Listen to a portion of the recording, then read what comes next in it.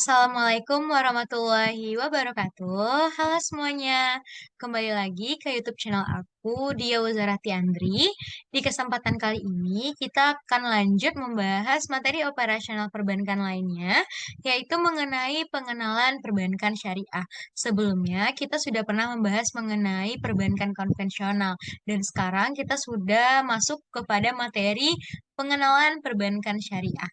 Nah, kita lihat dulu materi yang pertama itu ada membahas mengenai pengertian bank syariah itu sendiri. Nah, bank syariah itu menurut Undang-Undang Nomor 21 Tahun 2008 tentang perbankan syariah adalah segala sesuatu yang menyangkut bank syariah dan unit usaha syariah mencakup lembaga, kegiatan usaha, serta cara dan proses dalam pelaksanaan kegiatan usahanya. Nah, jadi bank syariah itu adalah bank yang menjalankan kegiatannya berdasarkan prinsip syariah dan menurut jenisnya itu terdiri dari bank umum syariah atau dikenal juga dengan BUS dan bank pembiayaan rakyat syariah atau dikenal juga dengan BPRS. Nah, perbedaan antara BUS dan BPRS ini apa sih? BUS atau yang dikenal juga dengan Bank Umum Syariah adalah bank syariah yang dalam kegiatannya memberikan jasa dalam lalu lintas pembayaran. Sedangkan Bank Pembiayaan Rakyat Syariah atau BPRS itu adalah bank syariah yang dalam kegiatannya tidak memberikan jasa dalam lalu lintas pembayaran. Bank syariah adalah lembaga keuangan yang usaha pokoknya itu memberikan kredit dan jasa-jasa dalam lalu lintas pembayaran serta peredaran uang yang pengoperasiannya itu disesuaikan dengan prinsip-prinsip dalam syariat Islam. Berdasarkan rumusan pengertian tersebut, bank syariah itu berarti bank yang tata cara beroperasinya didasarkan pada tata cara bermuamalat secara Islam, yakni mengacu kepada ketentuan-ketentuan Al-Quran dan hadis. Tadi kita sudah menyinggung mengenai kata muamalat. Muamalat itu adalah ketentuan-ketentuan yang mengatur hubungan manusia dengan manusia, baik hubungan pribadi maupun antara perorangan dengan masyarakat. Muamalah ini biasanya meliputi pada bidang kegiatan jual beli atau dikenal juga dengan bai, bunga atau riba, piutang gadai atau ron, memindahkan utang atau hawalah, bagi untung dalam perdagangan atau kiroah, dan jaminan atau domah, persekutuan syirkah, persewaan dan perburuan atau ijarah. Nah, setelah kita mengetahui pengertian dari bank syariah itu sendiri, maka kita bisa menyimpulkan apa perbedaan antara bank syariah dan juga bank konvensional.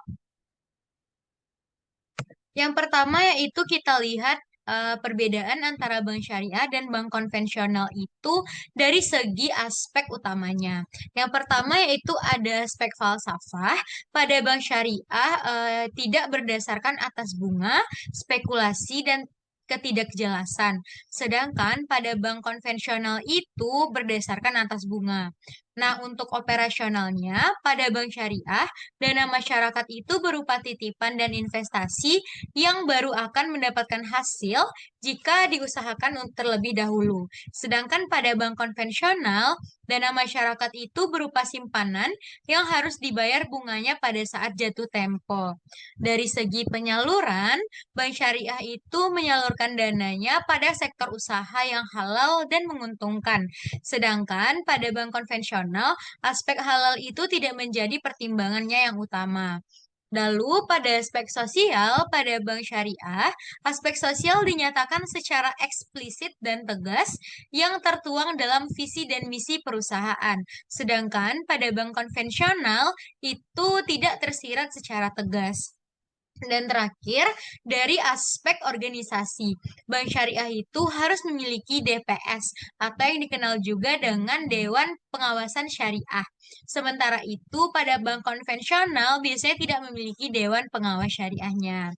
Setelah mengetahui perbedaan antara bank syariah dan bank konvensional dari aspek utamanya, selanjutnya yaitu ada perbedaan bank syariah dan bank konvensional dari segi aspek lainnya. Yang pertama yaitu dari segi akad dan aspek legalitas. Akad yang dilakukan dalam bank syariah memiliki konsekuensi duniawi dan ukhrawi karena akad yang dilakukan berdasarkan hukum-hukum Islam. Setiap akad dalam perbankan syariah, baik dalam hal barang, pelaku transaksi, maupun ketentuan lainnya, harus memenuhi ketentuan akad. Yang kedua yaitu dari lembaga penyelesaian sengketa. Kedua belah pihak pada perbankan syariah tidak menyelesaikannya di pengadilan negeri, tetapi kedua belah pihak tersebut menyelesaikannya sesuai dengan tata cara dan hukum materi syariah. Lembaga yang mengatur hukum materi dan atau berdasarkan prinsip syariah di Indonesia itu dikenal dengan nama Badan Arbitrase Muamalah Indonesia atau yang dikenal juga dengan BAMUI yang didirikan secara bersama oleh Kejaksaan Agung Republik Indonesia dan Majelis Ulama Indonesia atau MUI. Selanjutnya yaitu ada dari segi struktur organisasi. Bank syariah dapat memiliki struktur yang sama dengan bank konvensional, misalnya dalam hal komisaris dan direksi. Tetapi unsur yang dapat membedakan antara bank syariah dan bank konvensional itu adalah dari adanya keharusan adanya sebuah DPS atau Dewan Perwakilan Pengawas Syariah yang berfungsi mengawasi operasional bank dan produk-produknya agar sesuai dengan garis-garis syariah. Yang selanjutnya yaitu ada dari aspek bisnis dan usaha yang dibiayai. Bisnis dan usaha yang dibiayai oleh bank syariah itu tidak terlepas dari kriteria syariah. Hal tersebut menyebabkan bank syariah tidak akan mungkin membiayai usaha yang mengandung unsur-unsur yang diharamkan.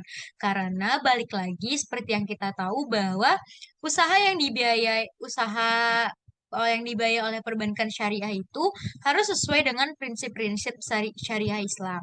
Selanjutnya yaitu ada dari aspek lingkungan dan budaya kerja. Bank syariah selayaknya memiliki lingkungan kerja yang sesuai dengan syariah-syariah Islam. Dalam hal etika, misalnya sifat amanah dan sidik, harus melandasi setiap karyawan sehingga tercermin integritas eksekutif muslim yang baik. Selain itu, karyawan bank syariah haruslah profesional atau dikenal juga dengan istilah fatanah dan tablik. Lalu itu tadi perbedaan antara bank konvensional dan juga bank syariah.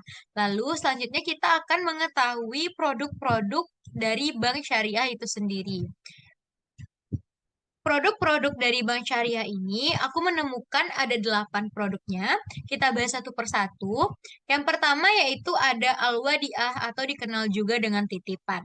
Titipan ini merupakan titipan murni dari satu pihak ke pihak lain, baik individu maupun badan hukum, yang harus dijaga dan dikembalikan kapan saja jika si penitip ini mengkehendaki titipannya dikembalikan. Selanjutnya yaitu ada murabahah. Murabahah ini merupakan perjanjian jual beli antara bank dengan nasabah. Bank syariah membeli barang yang diperlukan nasabah, kemudian menjualnya kepada nasabah yang bersangkutan sebesar harga perolehan, ditambah dengan margin keuntungan yang disepakati antara bank syariah dan nasabah tadi. Yang ketiga yaitu ada ijarah atau sewa. Ijarah atau sewa ini merupakan sebuah akad pemindahan hak guna atau manfaat atas suatu barang dalam waktu tertentu dengan pembayaran sewa atau ujroh tanpa diikuti dengan pemindahan pemilikan barang itu sendiri. Jadi, dia itu tidak berpindah ke pemilikan. Yang keempat yaitu ada ron atau gadai. Ron atau gadai ini berarti menahan barang sebagai jaminan atas uang. Produk bank syariah yang kelima yaitu ada syirqah atau disebut juga dengan bagi hasil.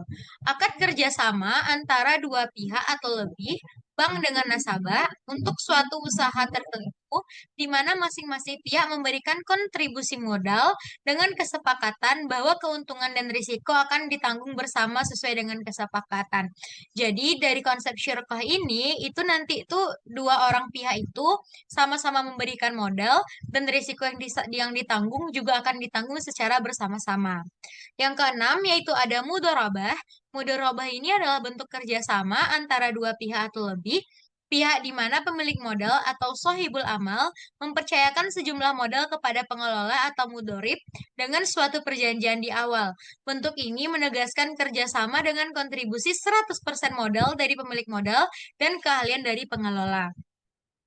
Jadi, contohnya itu seperti ada seseorang memiliki tanah, lalu beliau itu memperkerjakan seorang petani. Dan di sini pemilik tanah itu disebut juga dengan pemilik modal atau sohibul amal. Dan pengelolanya itu petani tadi disebut dengan mudorib. Yang ketujuh yaitu ada al-qard atau pinjaman. Al-qard atau pinjaman ini adalah akad pinjaman kepada nasabah dengan ketentuan bahwa nasabah wajib mengembalikan dana yang diterimanya kepada lembaga keuangan syariah atau dikenal juga dengan LKS pada waktu yang telah disepakati oleh LKS dan nasabah. Pembiayaan jenis ini adalah produk pinjaman tanpa pengenaan bagi hasil sama sekali dalam bank syariah. Sumber dana yang digunakan untuk memberikan pinjaman ini itu bisa berasal dari zakat, infak, dan juga sedekah. Yang kedelapan yaitu ada al-bai'i atau dikenal juga dengan jual beli. Ada tiga jenis jual beli dalam pembiayaan di perbankan syariah, yaitu ada akad al-ba'yu al-murabahah atau akad jual beli barang pada harga asal dengan tambahan keuntungan margin yang disepakati. Lalu ada juga al-ba'yun as-salam, yaitu ada pembiayaan jual beli di mana barang yang dibeli diserahkan kemudian, sedangkan pembayaran dilakukan di muka. Dan yang terakhir yaitu ada al-ba'yul al-istisna, yaitu kontrak penjualan antara pembeli dan pembuat barang. Nah, tak terasa kita sudah sampai di akhir materi. Sekian materi mengenai pengenalan perbankan syariah yang dapat aku sampaikan. Kurang dan lebihnya mohon maaf. Sampai ketemu di video selanjutnya. Bye-bye.